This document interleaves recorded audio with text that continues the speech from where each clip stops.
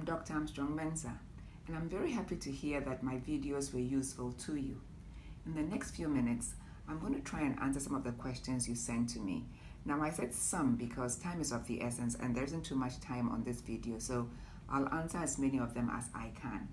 I'll begin by answering your questions related to HIV and obesity, and then I'll answer the questions related to chronic and infectious diseases in the next video. By the way, the questions you asked were very, very good and very interesting. Now let's go to the questions. I'll take them one by one. Okay, so what is the maximum number of years that a person infected with HIV can survive? Well, after a diagnosis of HIV, if that individual is not put on ART, then chances are they'll die after 3 years of infection. But if they are put on ART, then they'll live a long life like anybody who, isn't infected by the virus. Next question. Why is it that in the early stages of HIV infection, test results can be negative? Well, it's because the virus can turn itself off and then wrap itself in a coating of sugar molecules that make it very difficult for the body's immune system to detect. Why is it that HIV cannot be transmitted by a mosquito bite? Well, unlike mosquito-borne diseases, the virus cannot replicate in the mosquito, so it gets broken down and cannot be spread. Is it true that some people cannot be infected by HIV? If yes, why? Well, the answer is yes and no.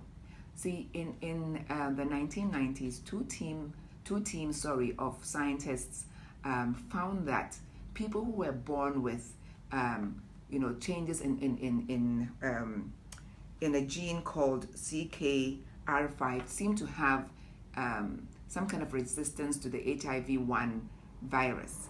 They also found that people who had one normal and one defective gene with this CKR5 gene were susceptible to HIV. Next question. Is there scientific evidence that proves that HIV can be transmitted through saliva? Well, to the best of my knowledge, the answer is no.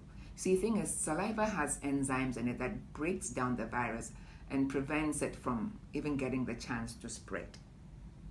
How can an HIV-infected mother prevent herself from infecting her baby during breastfeeding?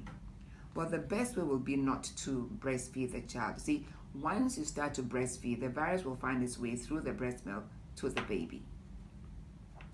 Now we are on question 7. It says, we know GSU is one of the developed universities when it comes to research.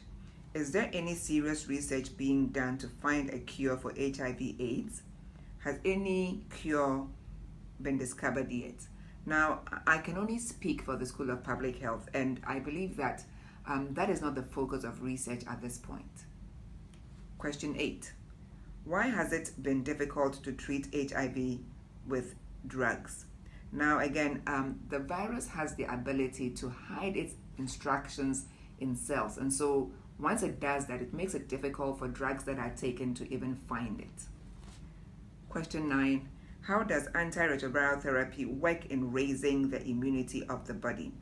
Well, antiretroviral therapies protect or boost the body's immune system if people take the medication as prescribed and consistently. So, for example, you take it every day and at the same set time. Moving on to question 10. Why is cancer considered as an opportunistic infection like tuberculosis in people living with HIV? Well, as I said in the video initially, once someone is infected with HIV, their body's immune system is compromised. So diseases that the body could otherwise have fended off now find their way easily into the person's body, and TB and cancer take advantage of this situation and strike. Question 11. Is condom really a good method of HIV prevention? What if it ruptures during sexual intercourse? Good question. Now, this is what has been written. This is what the literature says. Condoms are good for STD prevention, but they are not 100%. So of course, yes, they can be ruptured. The best thing would be, abstinence. That is, if it's possible. Question 12. Which group is more at risk for HIV? I would say men who sleep with men, commercial sex workers, and people who have multiple sexual partners. Question 13. How can we improve the number of children who are overweight?